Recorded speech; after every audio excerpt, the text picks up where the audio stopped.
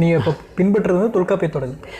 நான் இப்போ பின்பற்றும் ஆய்வு முறை வந்து தொல்காப்பியத்தில் இருக்கக்கூடிய மரபியல் சொல்லுவாங்க. அதில் உள்ள நூலின் யுத்தி முறை.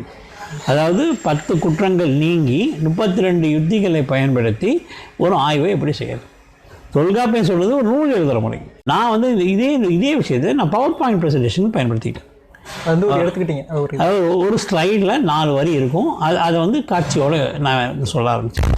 அப்போ இந்த முறையை வந்து உலகம் முழுக்க கொண்டு போகணும்.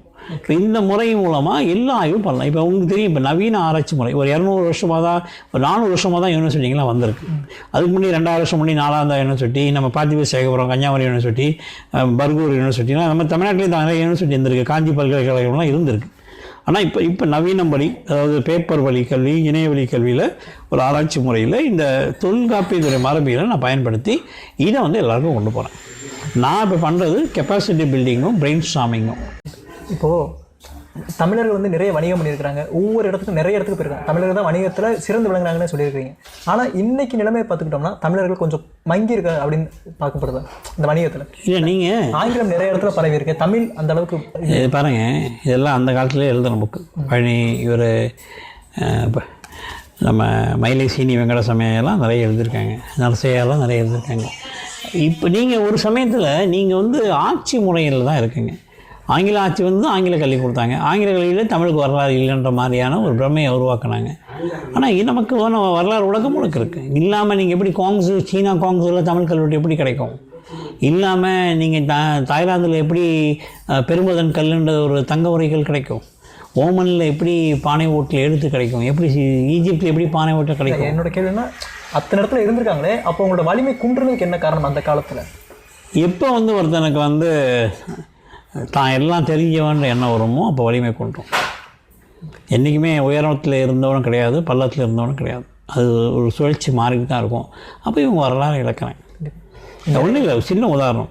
13ஆம் நூற்றாண்டில் மதுரையில் ஒரு பிரச்சனை, அண்ணன் தம்பிக்கு பிரச்சனை. சுந்தரபாணி கதை இப்போ கேள்விப்பட்டுப்பீங்க. அதுக்கு ஏன் மாணிக்கப்பர் கூப்பிட்டு வரணும்? மாணிக்கப்பர் வந்தவர் என்ன பண்ணார்? எல்லாத்தையும் அழைச்சிட்டு தானே போனார். இந்த பங்காளி சண்டை வந்து தமிழகத்தில் ஆரம்பத்துலேருந்து இருக்குது. இப்போ நீங்கள் ஒன்றும் இல்லை, ஆதிச்சநல்லூர் எடுத்துக்கோங்க. ஆதிச்சநல்லூர் இப்போ 110 ஏக்கரில் 3200 சதுர மீட்டர் தான் ஆய்வு பண்ணியிருக்காங்க. ஏற்கனவே பண்ணவங்க ரேண்டமில் பண்ணி எடுத்துகிட்டு போனாங்க. அலெக்சாண்டர் ரீலாம் வந்து தோண்டி எடுத்துகிட்டு அப்போல்லாம் முறைப்படுத்தப்பட்ட தொழில்துறை கிடையாது. 1945 அரிக்கமேட்டில் மேரிடைம் வீலரும் ஐயப்பனும் சேர்ந்து தான் ஒரு முறைப்படியான தொழிலை கொண்டு வராங்க. அப்போ இந்த காலத்துக்கு அப்புறம் இப்போ வந்து இடுகாடு சுடுகாடு பிரச்சனை இருக்குது. இது படிக்கிறோன்னா இப்போ கூட நம்ம நண்பர் வந்து அருண் ஒரு கேள்வி கேட்டார். அவர் என்ன கேட்டார்னா, இந்த இடுகாடு சுடுகாடு பற்றிலாம் என்ன இருக்குது, நமக்கு என்ன இருக்குது? இப்போ பொருந்தலில் ஒரு மாதிரியான இடுகாடு இருக்குது, இங்கே ஆய்ச்சியில் ஒரு மாதிரி இடுகாடு இருக்குன்றப்ப அங்கே வச்சுருக்கிறாங்க. நீங்கள் மணிமேகலை படிங்க. மணிமேகலை தர்க்கம்ன்ற ஒரு முறையில் ஒரு எல்லாம் சொல்லுவாங்க. இடுகாடு சுடுகாடு எல்லாம் இருந்தது. இடுகாடு என்னன்றால் ஒரு குடும்பமாக வாழ்ந்தவன் தன்னுடைய குடும்ப அடையாளத்துக்காக தன்னுடைய வயல்வெளியில் இறந்தவங்களை புதைப்பாங்க அவங்களோட இடத்துல. ஆமாம், இப்போ நீங்கள் இருக்கீங்க, உங்களுடைய 10 தலைமுறைக்கான ஒரு சொத்து இருக்குது, 20 தலைமுறை சொத்து, ஒரு 5 ஏக்கர் வயல் இருக்குன்னா அந்த 5 ஏக்கர் வயலுடைய ஓரத்தில் தான் உங்கள் உறவினர்கள்லாம் இறந்து போய் அவங்களுடைய இடுகாடு இருக்கும். எரிக்க மாட்டாங்க. இப்போ நீங்கள் நகர வளர்ச்சிக்கு இடுகாட்டை தோண்டி எடுத்து வீடு கட்டுறாங்களா? அப்போ கிடையாது. இப்போ இதில் வந்து இதுதான் வந்து சொத்தாக இருந்தது. இப்போ நீங்கள் ஒரு இடம் வாங்க போகிறீங்கன்னா இது கருணாவுடைய முன்னோர் சொத்து, கருணாவுடைய தாத்தா சொத்து, கருணாவுடைய கொழு தாத்தா சொத்து, எள்ளு தாத்தா சொத்துன்னு சொல்லுவாங்க. இப்போ அது இல்லை. அதுமாரி இந்த சுடுகாடு முறை ஏன் வந்ததுன்னா, நீங்கள் ஆற்றங்கரை நகரத்தில் பரவனாங்கள்ல கேரவான மக்கள், அந்த அனாதைகளாக தெரிஞ்சாங்கல்ல, அவன் இறந்து போனால் அங்கேயே எரிச்சிடுவான். ஆனால் அந்த எரிக்கிறத வந்து ஏன் தமிழர்கள் தடுத்தாங்கன்னா, அந்த எரிக்கையில் ஒரு மெய்யியல் சாத்திரத்தை கண்டாங்க.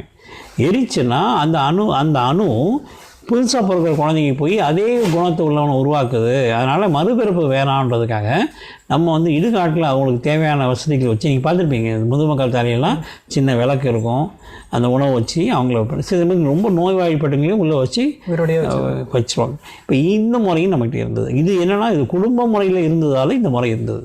அவங்க குடும்ப முறை இல்லாதால அவங்க அந்த முறை இருந்தது. அதாவது உங்களுக்கு உலகத்திலேயே பழங்குடிகள் பல நாட்டில் இருந்தாங்க. இப்போ கூட கனடாவில் இருக்காங்க, இப்போ கூட ஆஸ்திரேலியாவில் இருக்காங்க. அப்படி உலகம் முழுக்க இன்னைக்கு கூட தமிழ்நாட்டோட பழங்குடிகள் ஒரு 26 பழங்குடிகள் அரசு சொன்ன பழங்குடிகள் இருக்காங்க.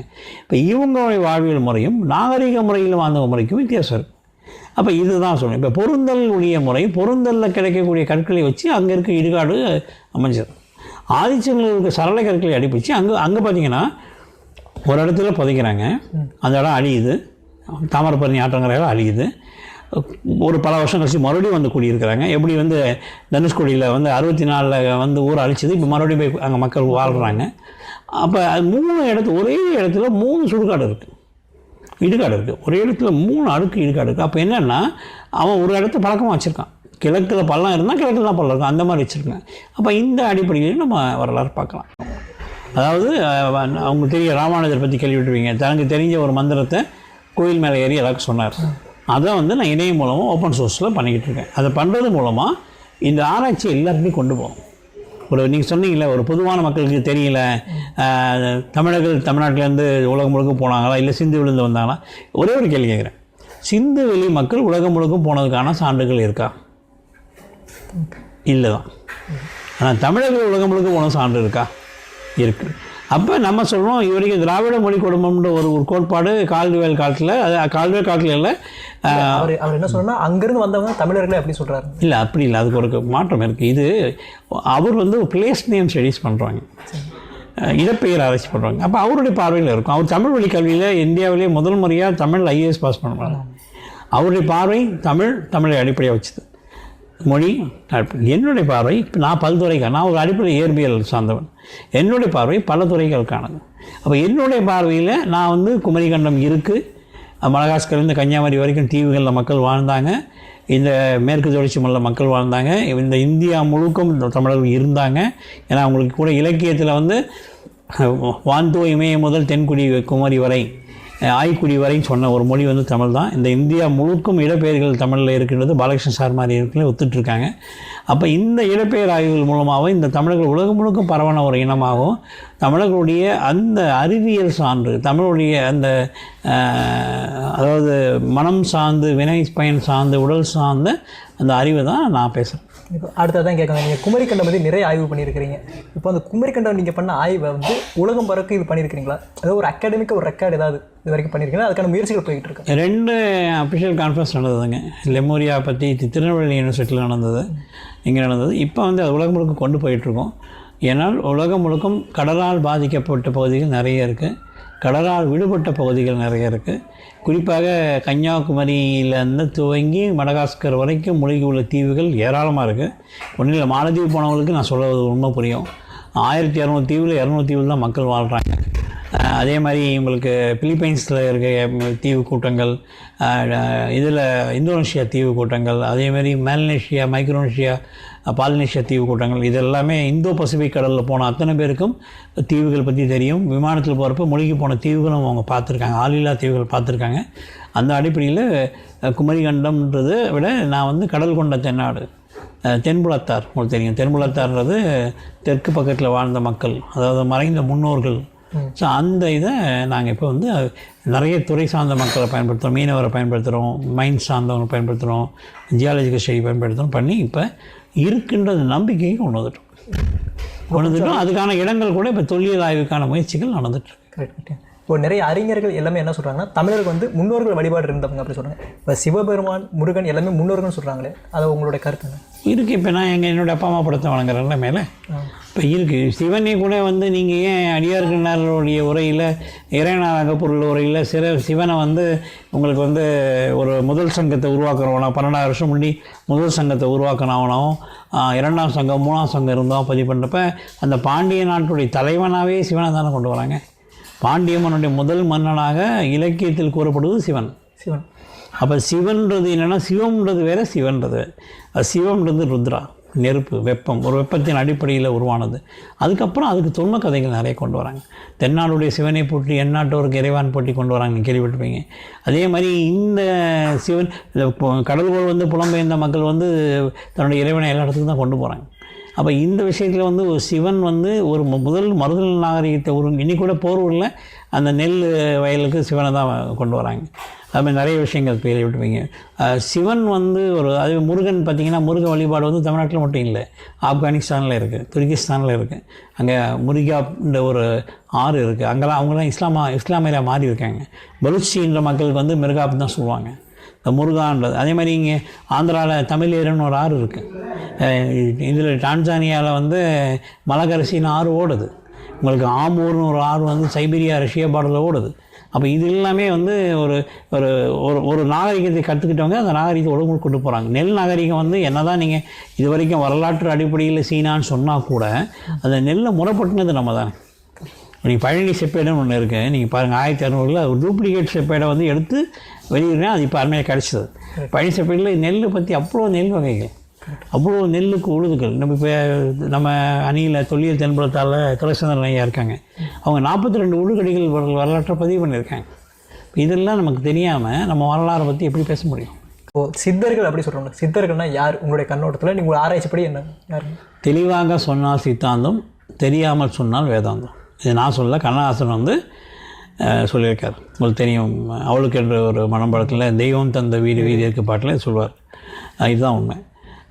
ஒரு விஷயத்தை உள்வாங்காமல் பேசுகிறது வேதாந்தம், நடைமுறையில் இருக்காது. சிங்கள டிவினுக்கு ஒரு பாலம் அமைப்போம், சேதுவை மேடூர்த்தி வீதி சமைப்போம். இது சித்தாந்தம் கலந்த வேதாந்தம். ஆனால் அதை உண்மையிலே ஆய்வு செஞ்சு நம்ம பிரிட்ஜு கட்டி அங்கே வண்டி விட்டிங்கன்னா தான் அது ரியாலிட்டி. தொன்மம் இருக்குது, இந்த நிலவை வச்சு விளாடுறது. இது தொன்மம்ன்றது வேறு, அடிப்படை காலநிலை புரிதல்ன்ற வேறு. இப்போ சித்தாந்தம்ன்றதுல தான் அந்த அதில் இருக்க சித்தர்கள்ன்றது, சித்தர்கள் எழுத்தினை நல்லா இப்போ கவனித்து பார்க்குறப்ப சித்தர்கள் எழுத்தினுடைய சங்க இலக்கிய காலத்தில் இல்லை. அதெல்லாம் மறைஞ்சி போய் அதை வந்து உள்வாங்கி எழுதியிருக்காங்க. திருமூலரை வந்து நீங்கள் வந்து 2000 வருஷத்துக்குள்ள சொல்ல முடியாது. திருமூலர் வந்து மிக பழமை. ஏன்னா உங்களுக்கு அஷ்டாங்க யோகம் சொல்லக்கூடிய பதஞ்சலி வந்து மிக பழமைன்னு சொல்கிறப்ப அதுக்கு முந்தைய காலத்தில் காஜபுகண்டர்லேருந்து திருமூலர் வரைக்கும் வராங்க. அப்போ நம்முடைய தமிழ் மருத்துவம், சித்த மருத்துவம், நான் வந்து சித்தர்கள் சொல்கிறப்ப, சித்துன்னு சொல்கிறப்ப என்ன இன்றைக்கி இருக்க நடைமுறை சித்த மருத்துவம், குறிப்பாக மருத்துவம் சார்ந்த மருத்துவத்தில் சமஸ்கிருதம் கலந்துருக்கு, நிறைய கலந்துருக்கு. ஆனால் நம்ம சொல்கிறது மிக பழமையான காலம். நம்ம சொல்கிறது காலம் எந்த காலம் சொல்கிறோம்? மிக பழமையான பழங்குடிகள் காட்டிலேருந்து இருந்திருக்கேன் அந்த காலத்தில் கலந்து. ஏன்னா இந்த அறிவியல் சத்து ஃபுல்லாக அவங்க மூலமாக தான் வந்திருக்கு இருந்திருக்கு. பட் இலக்கிய நடையில் கொஞ்சம் பின்னாடி இருக்கு. சித்தர்கள் மருத்துவம் மட்டும் தான் பார்த்துருக்காங்களா, இல்லை வேறு எதுவும்? திருத்தூழல் பூமி சுழற்சியிலேருந்து, பிரபஞ்சத்துலேருந்து, பால்வெளி மண்டலத்துலேருந்து அவங்க தொடாத இடமே கிடையாது. தேர் செய்கிற மரபுலேருந்து கரூர் சித்தர், இன்றைக்கி ராஜராஜ சோழன் கோயில் கட்டுறதுக்கு அடிப்படையே கரூரான்னு சொல்லுவாங்க. இப்போ நீங்கள் பழமையான காலம் சொல்கிறீங்களா, ஆனால் சித்தர்கள் இன்னும் 10ஆம் நூற்றாண்டு 12ஆம் நூற்றாண்டு அப்படின்னு சொல்கிறாங்களே, அது இல்லை. அதை ஒன்று சொல்கிறேனே, இப்போ நீங்கள் வந்து மொபைல், உங்கள் காலத்தில் மொபைல் வந்திருக்கு, ஆனால் என்னுடைய காலத்தில் மொபைல் இல்லை. அப்போ நீங்கள் சொன்னீங்கன்னா கூட சிரிச்சிருப்பேன். கரெக்ட். அப்போ எனக்கு தெரிஞ்சதெல்லாம் காசியில் பேசும் கருவி காஞ்சியில் கேட்க வழி செய்வோன்றதெல்லாம் நாங்கள் மார்கோனி காலத்துலேருந்து வாழ்ந்தவங்க. ரேடியோ பற்றி நீங்கள்லாம் நவீனத்துக்கு வந்தீங்க. ஆனால் இதுக்காக அந்த காலத்தில் அது இல்லைன்னு எப்படி சொல்ல முடியும்? நீங்கள் சொல்லாமல் ராமாயண கதையில் வந்து இலங்கை மன்னன் தென்னிசை வேந்தன் அவன் வந்து தேர்தலில் வந்து தானே சீதையை தூக்கிட்டு போகிறதா வருது, வானத்தில் பறந்து தானே வரான். அப்போ வாலி கதையெல்லாம் ஒரு தொன்மத்தில் வந்து சில அடிப்படை உண்மைகள் இருக்குது. நானே சொல்கிறேன், அண்மை காலத்தில் தான் நான் சில விஷயம் புரிஞ்சுக்கிட்டேன். ஒரு காலத்தில் நான் கிண்டல் பண்ணியிருக்கேன். வாலி வந்து சூரியன் உதிக்கிற இடத்துலலாம் போய் சூரியன் கும்பிட்டுட்டு வந்தான் சொன்னப்போ நான் நம்பலை. ஏன்னா ஒரு சூரியன் ஒரு சமயம் தானே உதிக்குது, அது எப்படின்னா இப்போ அண்மையில் பல நாளுக்கு போகிறேன். கொரியாவில் நமக்கு 3.5 மணி நேரம் முன்னே உதிக்குது, தோங்கான்ற நாட்டில் 7 மணி நேரம் முன்னே உதிக்குது, ஆஸ்திரேலியாவில் 5.5 மணி நேரத்துக்கு முன்னே உதிக்குது. அப்போ சூரியனுடைய உதயத்தை நீங்கள் மெக்சிகோவில் வந்து பார்த்துக்கிட்டே வரலாம். மெக்சிகோவில் சூரியன் உதயத்தை கும்பிட்டுட்டு நீங்கள் அடுத்து வாங்க கொரியாவில் பாருங்கள், இந்தோனேஷியா வாங்க பாருங்கள், அந்த மாதிரி பார்க்கலாம். இப்போ இந்த மாதிரி உலகம் முழுக்க இதெல்லாம் இருந்திருக்கு, நமக்கு தெரியல. நான் என்ன நினைக்கிறேன்னா, பல பிரச்சனைகள் வந்து, பல பிரளயங்கள் வந்து உலகம் அழிஞ்சு தான் உருவாகுது.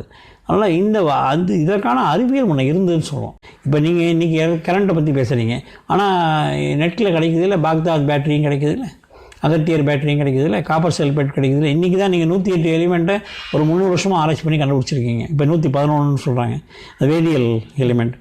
இதை பற்றி குறிப்புகள் நம்மக்கிட்ட நிறைய இருக்கேன். சிம்பேட்டிக் பற்றி இருக்குது, நம்மக்கிட்ட வேதியியல் பற்றி இருக்குது, எந்த வேருக்கு என்ன பலன் இருக்குது, எந்த செடி பௌர்ணமியில் எப்போ பூக்கும்ன்றதெல்லாம் நம்மகிட்ட இருக்குது.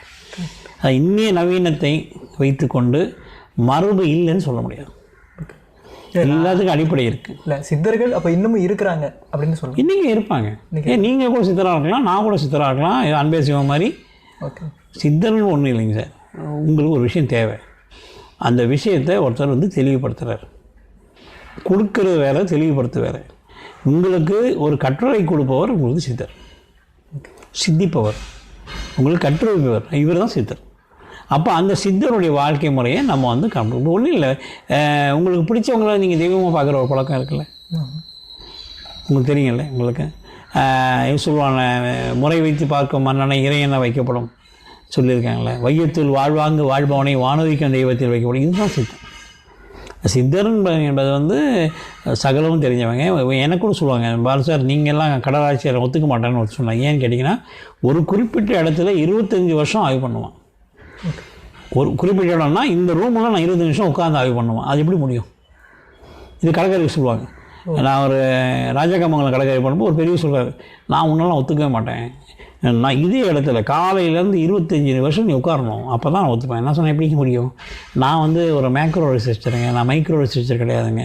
நான் பல மைக்ரோ விஷயங்கள், அதாவது தொழிலாளர் சொல்கிற மாதிரி பல உள் விஷயங்களை உள்வாங்கி அதற்கான ஒரு விஷயத்தை பார்க்குறேன். நான் பார்க்குறது உலகளாவிய தமிழ் எழுத்தோன்மை, அதுக்கு நான் உலகம் முழுக்க போகணுங்க.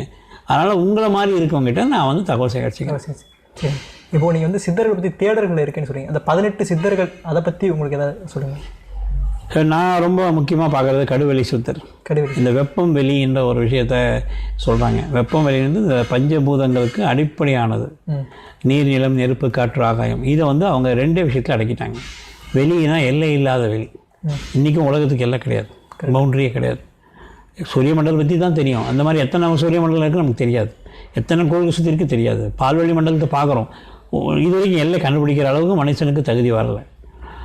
அதுக்குள் நடுவில் வெப்பம், ஒரு இயக்கவியலுக்கான வெப்பம் தான் எல்லாத்தையும் இயக்குது. ஒரு நீராவி இன்ஜனுக்கு நெருப்பு தேவை, எல்லாத்துக்கும் வெப்பம் தேவை. அந்த வெப்பத்தை வச்சு தான் தமிழர்கள் தன்னுடைய வாழ்வை கண்டுபிடிக்கிறாங்க. சொன்ன சிவம், ருத்ரம்னா சிகப்பு, இதை வச்சு தான் பண்ணுறாங்க. இதுதான் இது சித்தர்கள் வந்து பலவித சித்தர்கள் இருக்காங்க. கடுவெளி சித்தரை பற்றி நீங்கள் பார்க்குறீங்க, நீங்கள் திருமூலரை பாருங்கள், நீங்கள் பல சித்தர்கள் இருக்காங்க. அவங்க ஒவ்வொரு சித்தர்களையும் 18 சித்தர்களையும் நீங்கள் பார்க்கறது முடியாது. நம்மளால் நம்ம வாழ்க்கையில் கொஞ்சம் பேர் 1-2 பேரை வந்து கலைஞநாதரையோ போகரையோ நீங்கள் வச்சுக்கிட்டு நீங்கள் போகலாம்.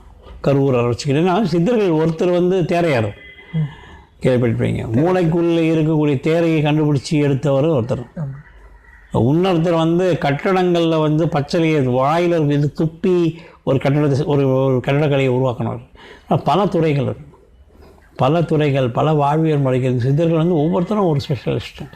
அதாவது ஒரு செடியை பற்றி புரிந்து கொள்வதற்கு இன்னொரு செடி ஒன்றும் இல்லை. அண்மையில் ஒன்று பண்ணாங்க, ஒரு சித்தர் வந்து சொன்னார், அது தம்பி நீங்கள் வந்து துளசி வளர்க்குறீங்க தம்பி, கிருஷ்ண துளசி வளர்க்குறீங்க, துளசியிலேயே உங்களுக்கு வசிய சக்தி வேணும்னா துளசி பக்கத்தில் வந்து இதை தொட்டா சொன்னீங்க நடுங்க, தொட்டா சொன்னீங்களுடைய வேர்கள் அது போகிறப்ப குணம் மாறும். அது எனக்கு தெரிஞ்ச திருநெல்வேலியில் ஒரு நண்பர் இருக்கார். அவர் வந்து கொய்யாப்பழ தோட்டத்துக்குடைய சுவையை மாற்றுறதுக்கு கொய்யாப்பழத்துக்கு கீழே நிறைய மூலிகைகள் வச்சுருக்காங்க. இப்போ கொய்யா சுவை மாறுது. இன்னொரு நண்பர் அகத்தியார் பண்ணார், நாடியை மாற்ற முடியும். நாடி சுற்றி உங்கள் நாடியுடைய அமைப்பு பல்ஸ் பீட்டை மாற்ற முடியும், ஹார்ட் பீட்டை மாற்ற முடியும், அது ரத்தத்தையும் மாற்ற முடியும். அதாவது உங்களுக்கு இப்போல்லாம் ஆப்ரேஷனில் வந்து குடிச்சவங்க ரத்தத்தை லிவர் வந்து ஆப்ரேட் பண்ணுறப்ப அந்த ரத்த குரூப் மாறுது. பட் இது நம்ம 2000 வருஷம் முன்னாடி சொல்லியிருக்கோம். இந்த குறிப்பிட்ட சக்தியை பெறணுன்னா உங்கள் உடம்புல இருக்கிற ரத்த வகையை மாற்றணும். அது எப்படியே மாற்றுவாங்க?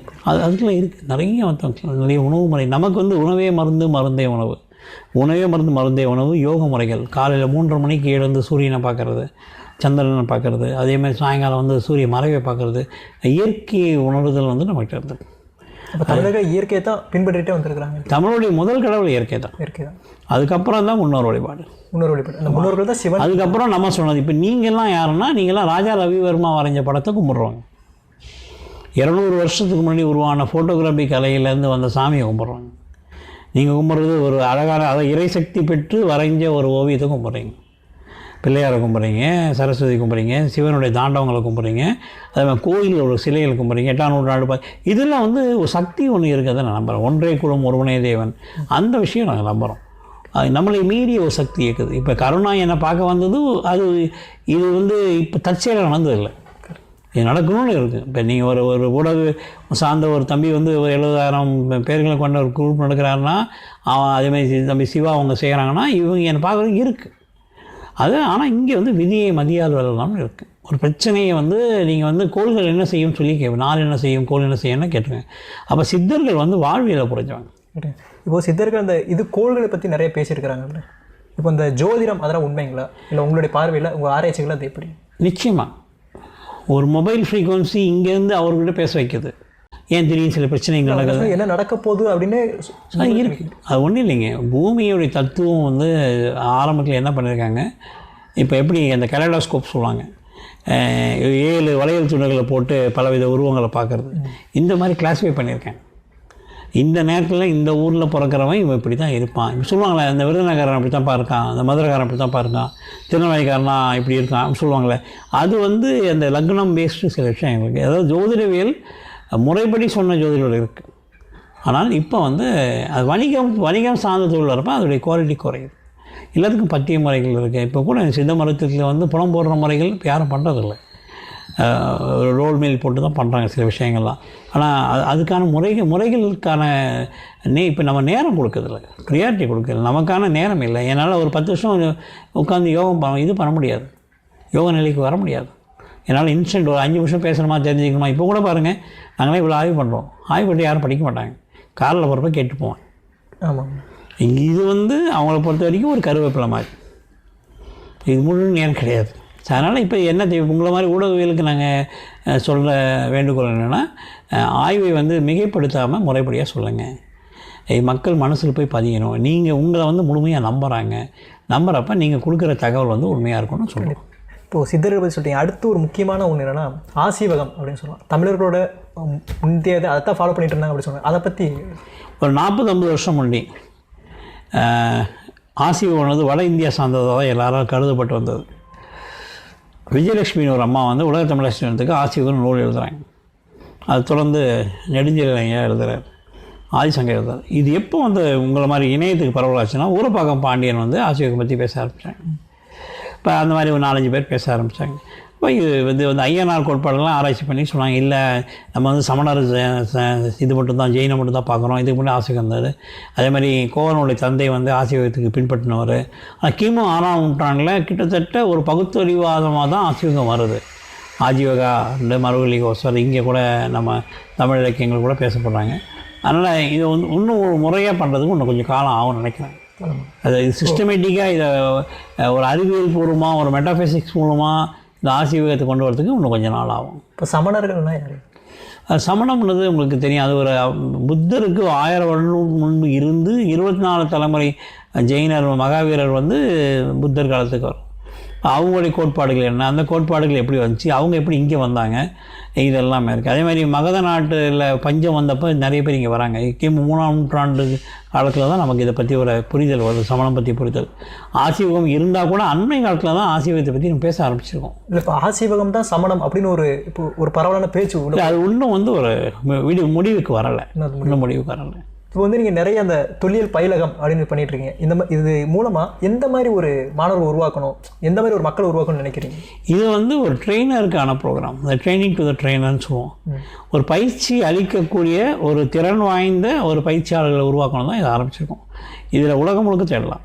நீங்கள் ஓமனில் இருக்கிறது பண்ணலாம். இப்போ கூட நம்ம நண்பர் யூஏலேருந்து நண்பர் போய் அங்கே இருக்கக்கூடிய ஒரு தொழில் இடத்துக்கு போய் பதிவு பண்ணார், அந்த ஒரு வாரத்திலே பண்ணார். அதே மாதிரி அமெரிக்காவில் இருக்கிறவங்களுக்கு ஆய்வு பண்ணலாம், நூலகத்தில் பண்ணலாம். பல நாடுகளுடைய தமிழ்நாட்டு சிலைகளை வந்து கண்டுபிடிக்கலாம். பல நாட்டில் இருந்த தமிழ்நாட்டு காசுகள் கண்டுபிடிக்கலாம். உலகத்திலே அதிகமான ரோமானியன் காசு கிடைச்சது தமிழகம் தான். இப்போ இந்த மாதிரி விஷயங்கள். அதே மாதிரி ஒரு தொழில் கலா ஆய்வு பண்ணலாம். இப்போ கூட நம்ம இந்த தொழில் தென்படுத்தார் குழு மூலமாக, இந்த தொழில் பயிலம் குழு மூலமாக காஞ்சிபுரத்தில் இருக்கக்கூடிய ஒரு ஐயங்கார் குளம்னு ஒரு குளம் இருக்குது. தரைக்கு அடியில் இருக்க அந்த குளத்தில் வந்து பாறை சிற்பங்கள்லாம் இருக்குது. அந்த குளத்தை வந்து நம்ம வந்து உழவார பண்ண போகிறோம். மாதிரி ஒரு கலா ஆய்வு சைட் மாகாணியம் கூட்டு போய் காமிக்க போகிறோம். பல கலா ஆய்வுகளை வந்து புரிய வைக்க போகிறோம். அதாவது ஒரு விஷயத்தை எப்படி அணுகிறதுன்றதை நம்ம வந்து இந்த மாணவர்களுக்கு இப்போ சொல்லி தரப்போகிறோம். அதே மாதிரி உலகளாவிய தொழில் நம்ம பேசப்படுறது தமிழ்நாட்டு தொழில் கிடையாது. உங்களுக்கு தெரியும், நிறைய பேர் ஆய்வு பண்ணுவாங்க, திருத்தணிக்கு உள்ளே இருக்கிறத மட்டும் தான் பார்ப்பாங்க. அந்த பக்கம் நெல்லூர் பக்கம்லாம் போக மாட்டாங்க. நெல்லூர்லேயும் தமிழ் கோயில் இருக்குது, சிம்மாசலத்தில் தமிழ் எழுத்துக்கள் இருக்குது, அங்கெல்லாம் போக மாட்டாங்க.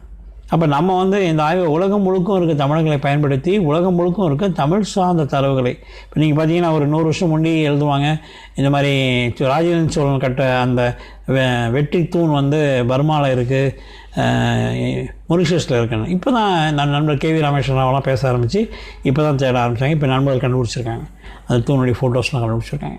அதனால் இந்த ஆய்வு வந்து ஒரு உலகளாவிய தொல்லியலுக்கான ஆய்வு. இல்லை, யார் யார் பங்கு பெறலாம்? இப்போ வந்து இது வரைக்கும் ஒரு 26 பேர் பங்கு பெற்றிருக்காங்க. இதில் வந்து யூடியூபர்ஸ் இருக்காங்க, இதில் வந்து வரலாறு படிக்கிற மாணவர்கள் இருக்காங்க, இல்லை பள்ளியில் வரலாறு படிக்கிற மாணவர்கள், தொல்லியல் ஆர்வம் செய்ய ஆசிரியர்கள் இருக்காங்க. எல்லாரும் அதாவது ஆர்வம் உள்ளவங்களும் அத்தனை பேர் வரலாம். முறைப்படி பயிற்சி தரப்படும். இப்போ சில மொழி கற்றுக்க வந்திருக்காங்க. முறைப்படியான அதாவது ஊக்கம் இருக்கணும். இப்போ என்ன கூட ஒடிசா பாலுன்ற ஒரு பேர் வந்து நான் வந்து ஒரு திறனாளி கிடையாது, ஆனால் ஆர்வம் உள்ளவன். ஆர்வம் இருந்தால் திறன் தானாக வரும். இந்த அடிப்படையில் தான் இந்த 26 பேருக்கு பயிற்சி கொடுக்க ஆரம்பிச்சிருக்கோம். இப்போ இதே மாதிரி ஆர்வம் இருக்கிறவங்க கண்டிப்பாக வரலாம். கண்டிப்பாக வரலாம். ரொம்ப நன்றிங்க. நன்றி. நேரத்தையும் அனுபவத்தையும் பயன்படுத்துறதுக்கு ரொம்ப நன்றி. நன்றி.